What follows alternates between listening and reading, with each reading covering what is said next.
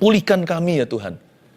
Dia nggak merasa bahwa doa seperti ini kadaluarsa. Pernahkah Anda berkata begini, Pastor Philip, percuma, saya sudah doa berkali-kali, nggak dijawab.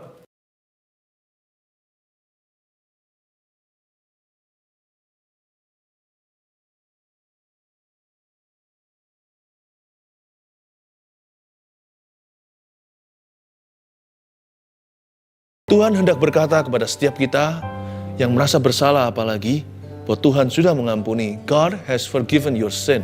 Tuhan sudah mengampuni dosa kita. Terima kasih Tuhan untuk permulaan yang baru. Kami tahu Engkau memulihkan sesuatu hari ini di saat teduh. Urapi kami semua, sembunyikan hamba di balik salib Yesus. Dalam nama Yesus. Amin. Saya merasakan tadi Roh Kudus seperti berkata, beritahu mereka bahwa Tuhan sudah mengampuni dosa mereka. Tuhan sudah mengampuni dosa kita. Jadi jangan down lagi, gak usah hidup dalam penyesalan. Udah jangan tertuduh. Ayo maju. Tuhan hendak melakukan sesuatu yang baru. Belumkah engkau mengetahuinya? Dia hendak membuat jalan di tengah padang gurun. Dia akan menjadikan padang belantara mata air yang luar biasa. Sebab Tuhan belum selesai sama kita. Jadi jangan kecewa. Juga jangan kecewa sama diri sendiri. Tuhan belum selesai dengan Anda. God is not finished with you. Tuhan mengasihi Anda, Dia masih punya rencana. Pejunan itu akan membuat suatu bejana yang lain, yang menurut pandangannya sama baiknya. Jikalau tanah liat itu di tangannya pecah atau rusak di dalam tangan pejunan, seperti hidup Anda seolah-olah apa yang Anda rencanakan itu bukan hanya nggak jadi, aduh kok jadi begini. You have Jesus, you see. Anda masih punya Yesus. Selama ada Yesus ada pengharapan, nggak ada Yesus nggak ada pengharapan. Jadi kalau siapa yang punya Yesus tidak boleh putus pengharapan. Tuhan hendak memulihkan masa depan kita. Saya kasih judul firman yang saya mau bagikan, bagaimana Tuhan memulihkan tahun-tahun yang hilang. Betul, bagaimana Tuhan memulihkan tahun-tahun yang hilang. Itu loh tahun-tahun yang hilang dimakan belalang. Kita buka bersama-sama di Mazmur pasal 126. Judul di Alkitab Indonesia kita adalah pengharapan di tengah-tengah penderitaan. Ya, topik hari ini bagaimana Tuhan memulihkan tahun-tahun yang hilang. Pernah merasa nggak seolah-olah kita kehabisan waktu? Aku ini nggak muda lagi, tapi bisnisku jatuh. Mana bisa mulai dari awal lagi, sekarang kelilit hutang. Bisa-bisa 7 tahun ke depan kerja sama Laban, seperti Yakub itu. Seolah-olah kerja sia-sia, kerja ditipu, kerja nggak ada hasilnya, digonta-ganti yang namanya gaji atau salary. Tapi Yakub karena dia cinta sama Rahel yang dia kejar waktu itu, berapa tahun seolah-olah berapa hari. Kita juga bisa merasa yang sama asal hati kita dipenuhi kasih Tuhan. Nanti ya waktu-waktu ke depan terasa begitu gampang dilalui, bukan berarti hidup kita mudah. Tapi karena ada Yesus di tengah-tengah kita, ada kasih Tuhan memerintah, nanti tidak akan terasa kok. Kalau Tuhan memulihkan keadaan kita seperti orang yang bermimpi. Kita akan tertawa, kita hampir-hampir nggak berani percaya. Kok bisa ya Tuhan pulihkan saya? Itu janji Tuhan bagi kita semua. Tahun-tahun yang hilang dimakan belalang, Tuhan bisa kembalikan semuanya. Meskipun nggak pakai mesin waktu. Waktu yang sudah berlalu ya sudah berlalu. What can you do? Lewat ya lewat. Udah hangus kan tahun-tahun ke belakang? Betul, tapi tahun-tahun di depan belum hangus sama sekali. Hari-hari ke depan belum dijalani. Tahu nggak? 1000 tahun sama dengan 1 hari. Tuhan bisa pulihkan dalam 1 bulan apa yang hilangnya tahunan. Kalau Tuhan bekerja, mulut kita akan penuh dengan tawa. Kita baca dulu aja ya, pengharapan di tengah-tengah penderitaan, nyanyian ziarah. Ketika Tuhan memulihkan keadaan Sion, keadaan kita seperti orang-orang yang bermimpi. Pada waktu itu mulut kita penuh dengan tertawa dan lidah kita dengan sorak-sorai. Pada waktu itu berkatalah orang di antara bangsa-bangsa, Tuhan telah melakukan perkara besar kepada orang-orang ini. Tuhan telah melakukan perkara besar kepada kita, maka kita bersukacita. Pulihkanlah keadaan kami ya Tuhan, seperti memulihkan batang air kering di tanah Negeb. Orang-orang yang menabur dengan mencucurkan air mata akan menuai dengan bersorak-sorai. Orang yang berjalan maju dengan menangis sambil menabur benih, pasti pulang dengan sorak-sorai sambil membawa berkas-berkasnya. Katakan amin untuk hidupmu. Amin ya. Dimulai dengan kata nyanyian ziarah. Siapa penulis Mazmur 126? Tiada lain adalah Imam Esra. Ya, yang tulis kitab Esra di Perjanjian Lama, Esra Nehemia itu, ini Esra itu. Esra ini adalah seorang yang kembali dari tanah buangan, Karena bangsa Israel sudah diasingkan di Babilonia selama 70 tahun. Nggak tanggung-tanggung udah berapa generasi tuh. Mereka bukan imigrasi. Dulu kala perang, diangkut semua ke sana. Tentunya sebagian daripada rakyat itu mati. Tetapi semua bangsa Israel diangkut ke pembuangan. Anda tahu kan ceritanya? Daniel, Sadrak, Mesak, Abednego itu adalah generasi awal-awal yang diangkut ke pembuangan. Nah, kalau Ezra adalah generasi akhir-akhir, di akhir pembuangan. Di akhir 70 tahun itu mereka pulang. Diizinkan oleh raja asing yang digerakkan hatinya oleh Tuhan, biarkan orang Yahudi mudik kembali ke kampung halaman untuk membangun kembali Israel, untuk membangun tanah perjanjian. Dan Ezra pulang untuk membangun bait suci, lalu Nehemia membangun temboknya. Ini Ezra yang sama. Jadi Anda ngerti ya sekarang ya, sebelum kita baca lebih lanjut, pengharapan di tengah-tengah penderitaan orang Israel udah lama sengsara. Kalau Anda sudah terbuang 70 tahun, udah nggak ada harapan untuk keluar. Jikalau kondisi Anda nggak berubah selama berabad-abad, lama-lama Anda biasa. Makanya itu ketika Tuhan memulihkan keadaan Sion, keadaan kita seperti orang-orang yang bermimpi. Karena mereka tidak berani membayangkan suatu hari mereka akan keluar dari sana, kembali ke rumah. Bayangkan kalau orang di penjara 70 tahun aja. Mana ada harapan untuk keluar? Itu sama dengan penjara seumur hidup. Udah sampai mati di situ. Jikalau Anda sudah lama di dalam masalah Anda, rasanya sudah habis pupus semua pengharapan. Untuk keluar dari masalah ini nggak masuk akal. Udahlah, terima saja keadaan. Mereka nggak berani beriman sama Tuhan. Udah nggak berani bayangkan, mimpi aja nggak berani kok, apalagi mendoakan. Tiba-tiba Tuhan pulihkan. Pum, begitu aja. Keadaan kita seperti orang yang bermimpi. Tuhan loh mengembalikan atau menebus the lost years, tahun-tahun yang hilang. Mereka waktu itu terjadinya demikian mendadak, tanpa persiapan. Begitu loh kalau Tuhan memulihkan. Tuhan kalau memulihkan tuh nggak perlu minta izin sama manusia. Bahkan tidak ada prosesinya. Allah kalau memulihkan seseorang itu, jikalau Tuhan yang bekerja, bukan hanya tidak masuk akal, Anda waktu mengalaminya, serasa tidak percaya seperti ingin mencubit tangan sendiri. Dan berkata, apakah aku bermimpi ya? Berkat mimpi kali ya itu masih ada. Saya ajak Anda berharap, tapi Pastor Philip saya takut kecewa lagi. Udahlah, berharap saja. Pengharapan tidak mengecewakan. Tapi kalau nanti ternyata nggak seperti ekspektasi gimana? Udahlah. Izinkan saya membangkitkan iman Anda. Berkat mimpi kalian itu masih ada. Dan itu menunggumu di depan sana. Ayo percaya. Bangkit lagi. Sekalipun sudah merasa diri tua. Udah merasa diri terlambat. Tahu nggak? Tahu nggak? Di dalam kamus Allah dan kamus orang percaya tidak ada kata telat. Tidak ada di kamus kita kata terlambat. Pada waktu itu ayat 2, mulut kita penuh dengan tertawa dan lidah kita dengan sorak-sorai. Waktu Tuhan pulihkan ya. Pada waktu itu. Berarti belum dong ini. Pada waktu itu kan belum terjadi. Pada waktu itu berkatalah orang di antara bangsa-bangsa, Tuhan telah melakukan perkara besar kepada orang-orang ini. Tuhan telah melakukan perkara besar kepada kita, maka kita bersukacita. Berarti ini belum terjadi. Ini masih berupa nubuatan. Seperti sekarang Anda mendengarkan pesan saya ini berupa nubuatan. Anda boleh percaya, boleh tidak. Tapi berbahagialah mereka yang percaya, mereka akan melihat kemuliaan Allah. Ini ditulis oleh Ezra di penghujung pembuangan waktu dia mulai pulang ke kampung halaman. Jadi belum melihat wujud bait suci yang udah runtuh itu, mereka mau bangun yang baru. Belum kejadian, nanti kan kita lihat juga pada masa-masa itu ada Nabi Hagai, Sakaria. Belum terjadi, belum kelihatan mata. Jadi masih di dalam posisi transisi. Ada yang percaya, ada yang enggak. Ada yang mau mudik pulang ke kampung halaman untuk membangun bait suci sesuai dengan perintah dan dorongan Roh Kudus. Ada yang berkata, enggak lah nanti kecewa lagi. Anda dan saya berada di transisi juga. Memilihlah untuk percaya. Jangan bimbang hati.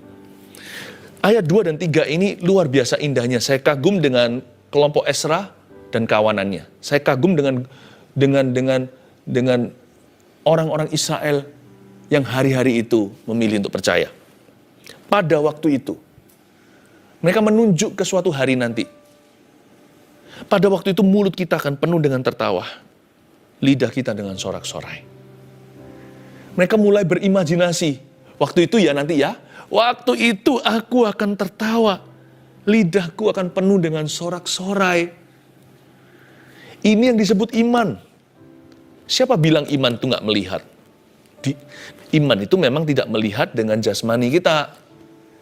Tapi iman itu melihat dengan mata rohani kita. Kita dengar dulu Tuhan bilang begini, 70 tahun berakhir, aku akan memulihkanmu. Aku akan menyembuhkan negeri. 70 tahun akhir jatuh tempo, mereka percaya dulu sebelum melihat sesuatu.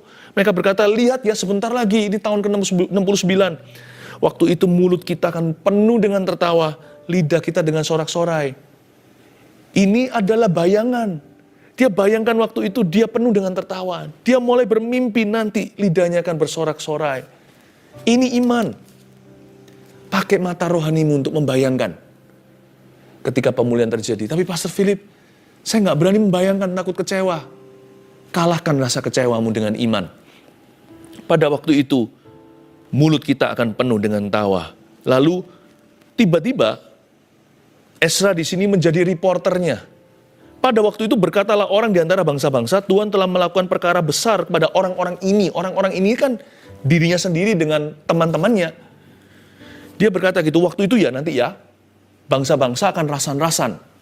Mereka akan bilang begini, lihat itu orang. Lihat mereka, bangsa Israel ini dan Ezra. Tuhan telah melakukan perkara besar kepada orang-orang ini. Wow, kreatif sekali imajinasinya. Dia sudah bisa bayangkan nanti orang lain ngomong apa ketika Tuhan pulihkan. Mungkin hari ini Anda membayangkan Anda suatu hari akan bersaksi sama teman-teman. Gimana Tuhan membantu Anda keluar hutang. Padahal sekarang masih dililit di dalam hutang seperti seolah-olah dililit ular. Mungkin Anda nanti akan berkata, nanti waktu aku sehat, aku akan melayani Tuhan seperti ini. Aku akan bisa lari ke sana, lari ke sini, berbuat baik kepada banyak orang. Nggak usah janji palsu ya, jangan doanya begini, Tuhan kalau Engkau sembuhkan aku, jangan bernasarlah. Humble aja minta sama Tuhan, nggak usah iming-imingan. Nggak usah berkata gini, nggak usah ngomong begini, Tuhan kalau aku sembuh nanti aku akan memberi ini. Kalau nanti Tuhan berkati, aku akan memberi itu. Aku akan melayanimu begini, aku akan melayanimu begitu. Udahlah, kalau minta sama Tuhan itu yang rendah hati aja, bilang Tuhan aku butuh ini. Aku percaya pada janjimu, aku minta dengan iman dan rendah hati di dalam nama Tuhan Yesus. Begitu aja. Tapi boleh Anda bayangkan, karena Anda tidak sedang menyogok atau menyuap Tuhan. Tapi mata iman, bayangkan, waktu Anda kembali sehat, Anda akan melayani Tuhan di gereja. Waktu Anda sudah sehat, Anda bisa jalan-jalan dengan keluarga. Bayangkan, itu mata iman. Sebab Ezra dan kawan-kawan juga membayangkan di ayat 2 dan 3. Pada waktu itu ya, mulutku akan penuh dengan tawa, lidahku akan penuh dengan sorak-sorai. Waktu itu bahkan bangsa-bangsa akan berkata begini tentang kami, Tuhan loh yang melakukan perkara besar kepada orang-orang ini. Wah, mereka udah berbesar hati, udah berbunga-bunga jiwa. Padahal belum terjadi. Mereka barusan saja hengkang kaki dari Babilonia hendak menuju ke tanah perjanjian. Iman harus mendahului manifestasi. Iman harus mendahului reality. Bahkan, imanlah yang mencipta realita. Iman adalah dasar dari segala sesuatu yang kita harapkan, Ibrani pasal 11.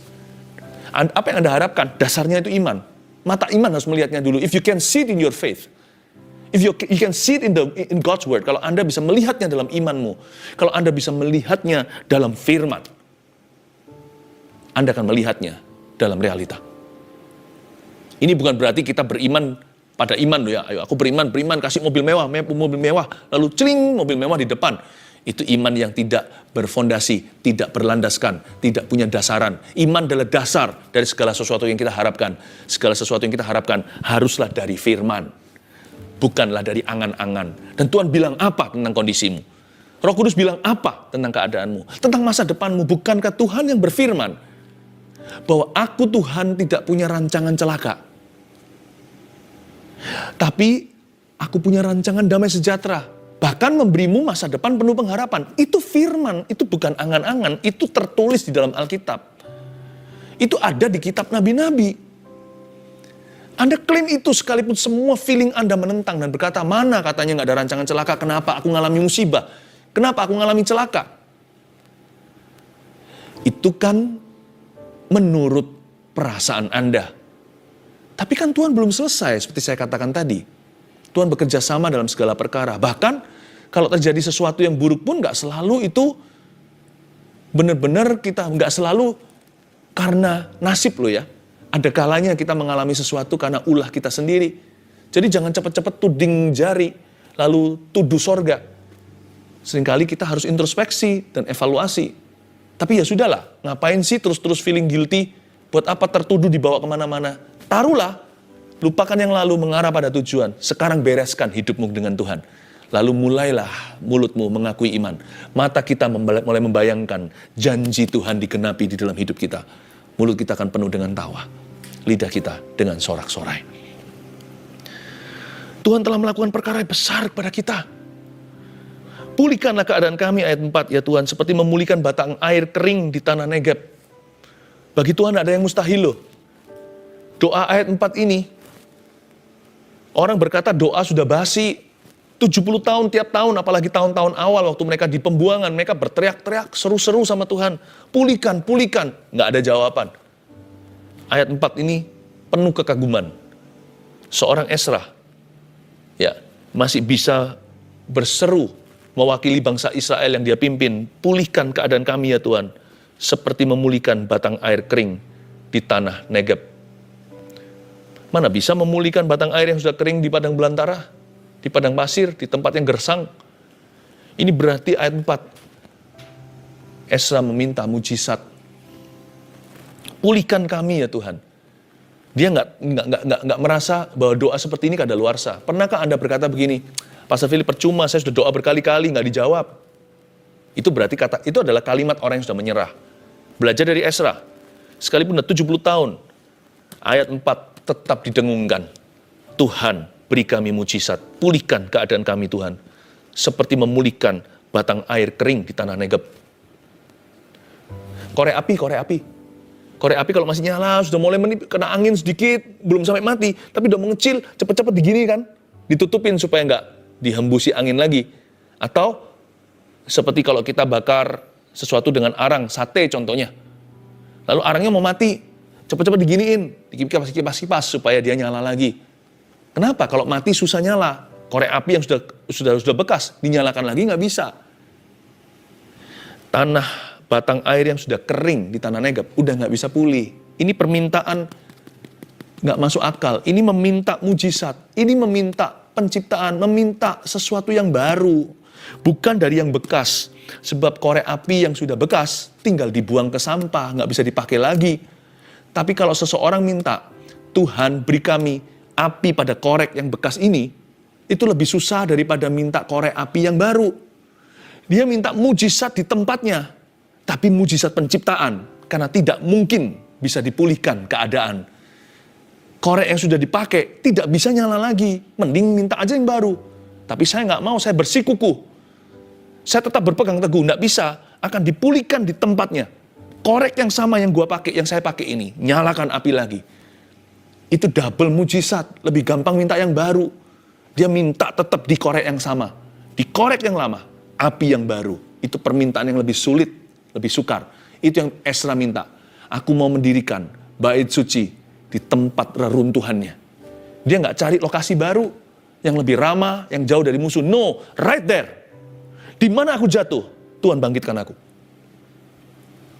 Ini permintaan yang agak sedikit berani, atau terkesan berlebihan. Tapi bagi Tuhan, tak ada yang mustahil. Tuhan siap terima tantangan. Seperti Petrus berkata, kalau itu engkau suruh aku jalan di atas air. Gara-gara Petrus seorang diri yang minta begitu, ya dia seorang saja dari antara 12 muridnya yang berjalan di atas air, yang lainnya hanya bengong di dalam perahu. Yang masuk sejarah hanya Petrus saja. Beranikah Anda meminta? sesuatu yang berlebihan? Kalau itu dalam firman, mintalah, it's yours. Minta sama Tuhan jangan setengah-setengah. Kalau beriman itu jangan tanggung. Ask for your miracle today. Minta sebuah mujizat dari Tuhan. Boleh nggak? Kalau nggak boleh, mendingan kita potong aja semua halaman yang menjanjikan mujizat. Alkitab kita tinggal tipis. Karena Tuhan masih melakukan mujizat, Tuhan masih menyembuhkan. Tuhan masih menciptakan, mengubah air menjadi anggur. Tuhan masih membangkitkan orang mati. Alkitab kita setebel ini. Kalau enggak, kitab Injil aja. Setengah aja nggak ada, tinggal 1/4 juga nggak ada. Kalau kita potong semua yang berbau mujizat. Ask God. He wants you to experience Him. Tuhan ingin Anda mengalami Dia. Orang-orang yang menabur dengan mencucurkan air mata akan menuai dengan bersorak-sorai, ayat 5. Orang yang berjalan maju dengan menangis sambil menabur benih pasti pulang dengan sorak-sorai sambil membawa berkas-berkasnya. Hati-hati ya, orang ini yang dimaksudkan oleh Esra menabur dengan mencucurkan air mata. Perbedaan antara mencucurkan air mata saja dengan menabur dengan mencucurkan air mata itu bedanya di sini. Sama-sama nangis sih, sama kesamaannya. Tapi bedanya di motivasi dan tujuan. Kalau menangis saja semua orang bisa. Kalau dia dalam keadaan susah, ya pasti mencucurkan air mata. Cowok aja bisa cengeng kalau sudah mengalami suatu problema di luar kemampuannya. Kalau dia sudah betul-betul terhimpit. Tapi ini bukan air mata biasa atau air mata buaya. Ini adalah air mata yang menaburi firman. Jangan menangis karena mengeluh semata-mata. Mengeluhlah boleh. Tapi jangan menangis hanya karena itu. Jangan menangis karena mengasihani diri sendiri. Itu useless, percuma, tiada gunanya. Kalau Anda merasa susah, menangislah. Bahkan ada firman di Yakobus, orang lain suruh menangis dengan Anda, menangislah dengan orang yang menangis. Tapi jangan menangis saja, tapi menaburlah dengan mencucurkan air mata. Kalau kita menangis karena kita susah, menangislah untuk klaim firman Allah. Dalam kesusahan Anda sekalipun. Menangis yang merupakan taburan adalah menangis karena firman. Menangis dengan iman. Aku susah Tuhan, tapi aku tahu, aku percaya Tuhanku ada. Kau gunung batuku. Aku percaya kau pasti akan memberikan kepada hamba-Mu ini kemenangan. Sekalipun menangis. Aku sakit Tuhan, tapi aku percaya Engkau akan menyembuhkan aku. Keluargaku Tuhan mengalami problema rumah tangga yang serius sekali. Tuhan kok jadi begini? Aduh Tuhan. Jangan aduh berhenti di situ. Jangan aminkan segera. Setelah kata aduh jangan langsung amin. Setelah itu iman. Tapi aku tahu Tuhan berjanji di Kisah Para Rasul 16:31. Barang siapa percaya kepada Kristus, seluruh isi rumah tangganya diselamatkan. Bukan hanya mereka bisa dilahirkan baru, tapi kalau mereka sudah Kristen semua, keluarga ini pun bisa diselamatkan. Pernikahan papa mamaku pun bisa diselamatkan. Pernikahan kami pun bisa diselamatkan. Tuhan, aku percaya Kau akan menyelamatkan anakku. Nangislah, tapi taburlah. Jangan hanya mencucurkan air mata. Itu perbedaannya. Demikianlah perbedaannya ditabur dengan dikubur kan. Kalau dikubur ya di dalam tanah, ditabur juga di dalam tanah. Tapi bedanya di sini, yang satu dikubur udah bye-bye, yang satu ditabur disirami sama petani, dikasih bibit unggul di situ. Lalu tumbuhlah pohon-pohonan dan tanam-tanaman. Jangan kuburkan air matamu sia-sia. Kalau menangis dalam hadirat Allah, pastikan untuk menabur firman dan iman di dalamnya.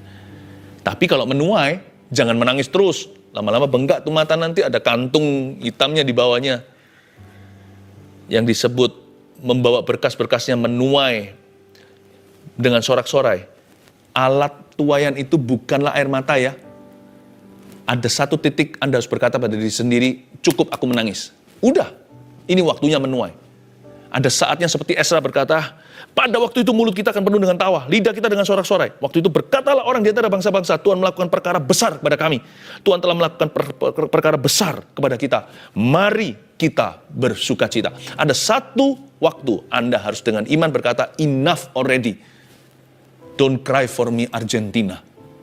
Jangan menangis untuk aku lagi, dan aku tidak mau menangis lagi. Aku akan mengakui dengan mulutku, imanku. Aku akan berkata, Tuhan akan memenuhi lidahku dengan sorak-sorai. Tuhan akan membuat aku tertawa. Ada waktunya kita tinggal sorak-sorai, sekalipun kita belum melihat jawaban doa. Beriman dulu dengan sukacita, maka itu akan menjadi milikmu. Bukankah firman berkata begini, Yesus ajarkan, kalau kamu berdoa jangan bimbang, percayalah apa yang kau katakan akan terjadi. Kalau Anda percaya, jangan menangis lagi. Kalau Anda percaya, waktunya berkata, yes, amin, haleluya. Ini saatnya aku menerima. Tuhan, terima kasih. Sudah waktunya angkat tangan dan bersyukur. Naikkan lagu-lagu yang mengangkat imanmu dan berkata, aku percaya. Lagu-lagu yang mendengungkan kalimat seperti ini, aku bersyukur kepadamu. Aku bergembira karena Tuhan. Padahal hidupnya belum mengalami perubahan.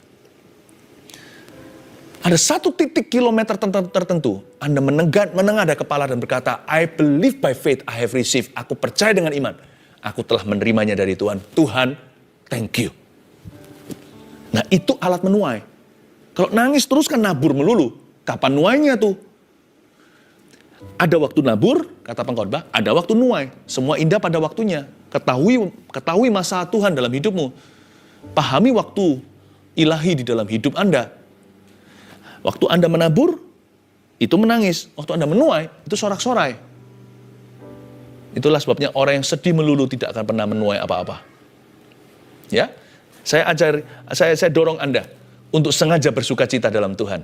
Cari-cari alasan untuk bergembira karenanya. Saya kasih 3 poin sederhana ya, supaya Anda dapat rangkuman bagaimana Tuhan memulihkan tahun-tahun yang hilang. Nomor 1, dengan memperdalam hubungan kita dengannya.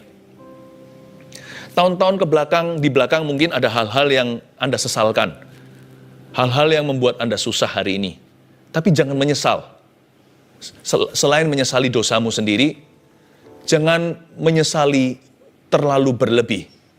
Mengapa? Karena lihat positifnya. Semua masa-masa sulit dalam hidupmu di masa lalu yang membuat tahun-tahunmu di belakang itu serasa seperti lenyap, menguap, dan dicuri sama belalang setan. Satu hal yang muncul dari masa sukar itu. Apa itu?